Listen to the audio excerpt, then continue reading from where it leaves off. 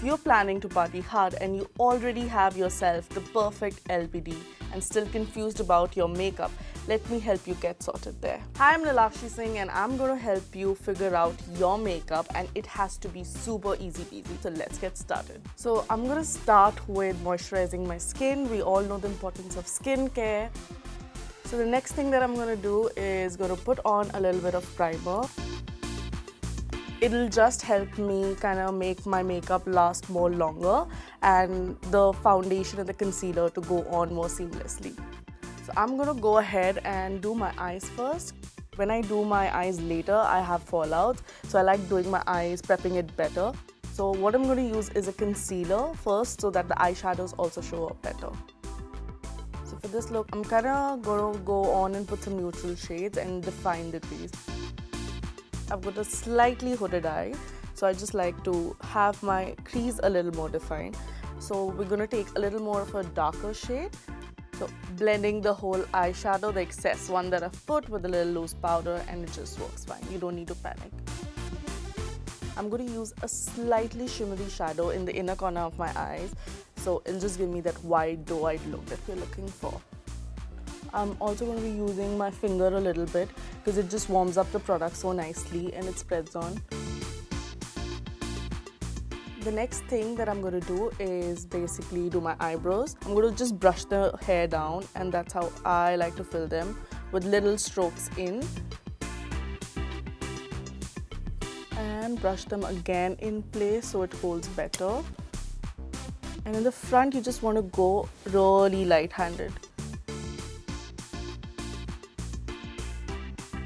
The key and the important thing to this look is the eyeliner.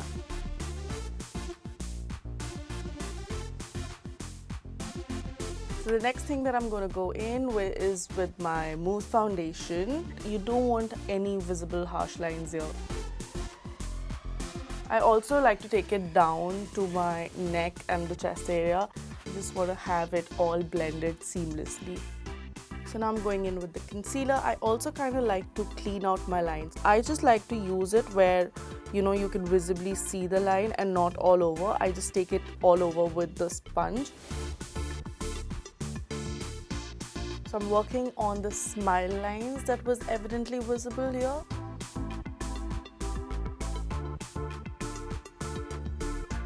So I'm going to go in with a little bit of contouring on my nose and on my cheeks and my double chin. You want to make a pout, a sort of a fishy pout, so you find where your lines are really.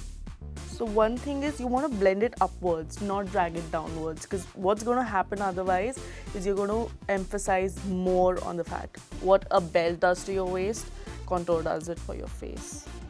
So the next thing that I want to do is kind of set the concealer in that I've put in. I'm taking loose powder, brushing the excess so you can see all of the excess coming off. This will also help my makeup last a lot more longer. And then I'm also using it on the T-zone.